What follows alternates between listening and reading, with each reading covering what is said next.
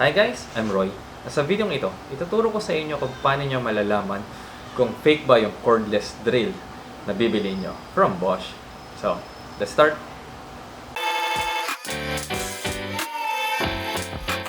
So, dito po sa ating video, i-differentiate po natin yung fake tsaka original na power tools na Bosch. So, kadalasan po dito, marami po kayong mabibili sa Facebook market ng mga fake eh. So, I suggest din po na bibili po kayo ng mga power tools sa mga authorized dealers, which is nandito po sa video na ito. So, start po natin i-compare na yung ating original tsaka yung fake na power tool. So, dito po tayo sa ating original at saka po, syempre, dito tayo sa ating fake. Dito po sa ating fake, nakikita nyo po ito, itong karton na to.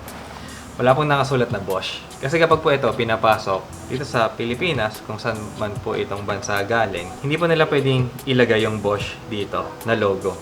Kasi mahuhuli po sila. So, ito po kadalasan po ito, wala po itong mga logo. Dito po sa ating original, yan. Naka-emboss po yan. So, nakaangat yung ating logo. Siyempre, angat na angat po yan. So, ito po bubuksan natin. Ito ating fake. Sticker na lang po ang kanyang logo. Kasi, again, kapag po ipinasok, hindi po pwede. Kasi, masisilip.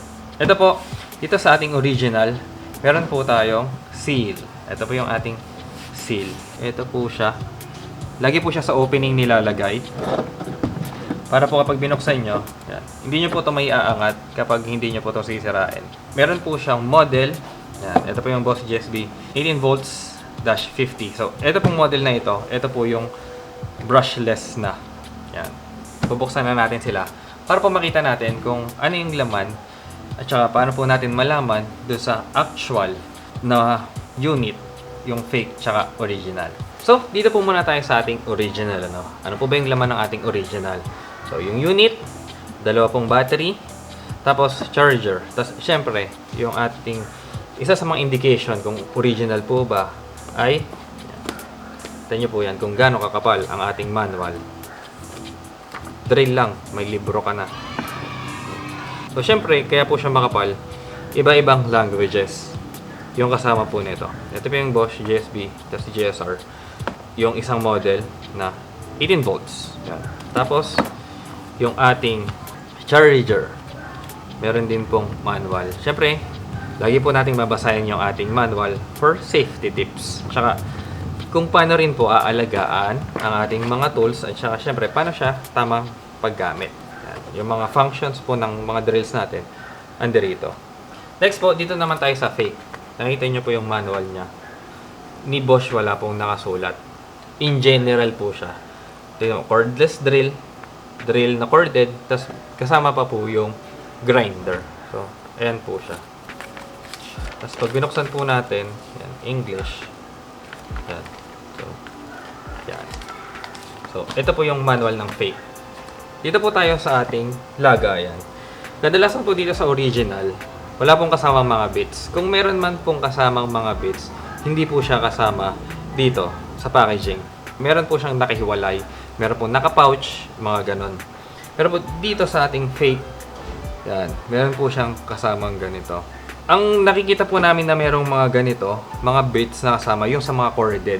Pero dito po sa ating cordless, wala pa po kaming nakikita na merong mga bits na kasama yung mga cordless natin. Dito na po tayo sa actual na unit. So, dito po sa mga actual units, ang kadalasan po makikita yung volts. 12 volts, 10.8, 18 volts, 20 volts. Hanggang dun lang po. Dito po sa fake, masyado pong matataas yung mga volts nila.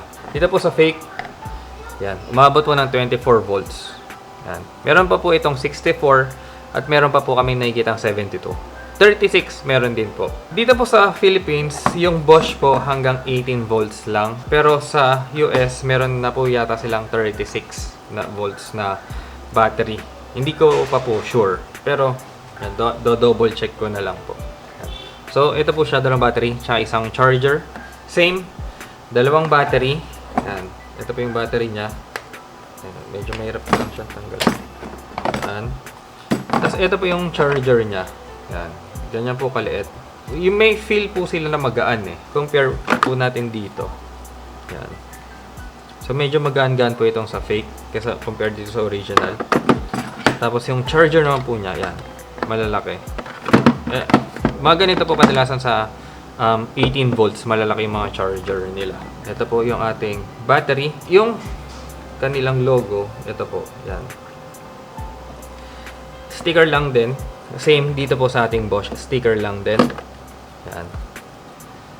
Yan. Tapos, dito po marami po siyang mga nakasulat dito sa original. Yan. So, yung mga safety precautions po, nandito rin. So, ito po sa original, meron siyang indicator. Yan. Sa 2AH. Pero dun sa 1.5AH, wala po siyang indicator. Pero ito po meron. Ito, wala. Yan. Power share. Tapos dito, Bosch, 24 volts. Made in Germany. Isa pa po yan, ano. Kapag po nakasulat, made in Germany, more or less po, fake yan. Lalo po kung yung mga tools ay marami or laging available. Katulad ng mga grinder, katulad ng mga drills. Yun po yung kadalasang fake. Po yung nakasulat, made in Germany. Ito pong mga original, kadalasan po ito, made in China. Kadalasan po, China, Malaysia, Mexico. Yun po yung pagawaan. Ayun po yung nanggagaling yung ating mga originals na mga ganito. Makakikita po kayo ng made in Germany kapag po mga higher models na, high-end na model. Katulad po ng mga measuring or yung mga malalaking mga drills talaga. Yung mga pangdiinan ng mga drills. Yun po yung mga made in Germany na. Pero yung mga ganito po, mass production na ganito, na mga mura lang. Katulad po ng mga ganito. Sa China lang sila kadalasan. Yan po, made in Germany rin na nakalagay. So, dito na po tayo sa actual unit, ano. Ito na po yung mismong unit natin. So, ito po yung brushless na original na 18 volts. Tapos, ito naman po yung ating fake. Yan. Sa kulay po niya, magkaiba. Ito po, blue. Ito pong fake is blue-green. Medyo blue-green. So, pero wag po tayo doon masyadong mag-dwell kasi meron po tayong mga kasama na color blind. So, baka po ang tingin nila dito is parehas yung color. So, sa mga pictures po tayo titingin. Ito po, bakal po yung kanyang chuck. Pero may mga drills po ang Bosch na mga lower end na plastic po yung chuck niya. Which is okay lang din naman. So, i-differentiate po natin. Dito po sa ating torque control ng screw. Ito po hanggang 20 lang. Dito po hanggang 25. So, same po, meron din po siyang sila. May screw. Yan, screw. Tapos, drilling, tsaka hammer function. Tapos, same po, meron din silang dito yung speed ng motor. Yan. Pero dito po, medyo mahirap siya galawin. Yan. Ito po, smooth siya. Yan. So, dito, mga ganon. Medyo mahirap-hirap. Ito. Medyo mas madali. Yan. Yan. So, ayan. Isa pa pong indicator. Ito pong ating logo ng Bosch. Yan, naka-emboss din po siya. So, nakaangat po siya. Yan. Dito po sa ating fake, wala po siyang model. So, dito po, meron po siya. Ito po yung Bosch GSB 18 volts. 18 volts dash 50. Dito po, wala. Dito po sa fake, ito pong mismong logo na to is idinikit lang. So, may kita nyo po siya dito. Yan. Yan. Para po siyang idinikit lang eh. Baka po matanggal ko pa nga ito. O yun, natatanggal pa siya. Yan, see? Idinikit lang po siya. Ito po sa Pilipinas na idinidikit ito, inilalagay ito, para po kapag pumasok dito, sabihin nila, siyempre hindi siya Bosch. Parang, ano lang, OEM na drill. Yan, so natatanggal natin siya. Dito po, hindi niyo po ito matatanggal. Ito po, sticker, yung kanyang professional, pero yung logo niya, hindi niyo po yan matatanggal. Dito po sa likuran, yan. Ito po yung kanyang, meron din po siyang logo rin, tsaka yung kanyang model number, nandiyan dyan. So, dito po, made in Malaysia, itong ating original. Ito, wala po siyang nakasulat kung saan siya made, pero dun sa battery niya, may nakasulat po na made in Germany. So, which is, ito po, fake. So, ito po, kadalasan lagayan ng carbon brush. Nilalagyan po siya ng carbon brush. Ito po, brushless, kaya po ito, walang carbon. So, isa pa po, ito pong forward at reverse. Wala pong arrow. Yung arrow po netong original, nandoon sa may loob ng pindutan talaga. Ito po nasa taas. Ang feel po nila, syempre, ito po, medyo mabigat. Parang solid talaga. Pero ito, lagyan natin sa 2. Yan, nakita niyo po yan. Medyo mahirap siya galawin. Parang wala pong pinagkaiba. Ayan po ang ating fake Bosch. So, kadalasan po, itong fake natin, nagkakahalaga ng mga 2,600, more or less. Ito pong original natin, yung hindi po brushless, mga nasa 6,000 na 18 volts. Yung 12 volts naman po, nasa 4,000 plus. So, dito po, hindi ko po may assure sa inyo kung magtatagal ba itong tool nyo. Tapos sabihin nyo nasa gumagamit, hindi po siya nasa gumagamit. Kapag po yung fake, alam ba, nasira ng malfunction ng loob, wala na po yun. Hindi po yun papalitan, wala po kayong makukuhang spare parts dito. Dito po, meron po itong mga spare parts. Kung may masira man, wala po kayong magiging problema. Dadalhin nyo lang po ito sa service center. Ito po, wala po itong service center. Kung maubusan po ito ng carbon brush, wala na. Wala pong pamalit na carbon brush dito. Huwag po tayong magsayang ng pera dito sa ating fake. Yan. Ito po, one hand lang.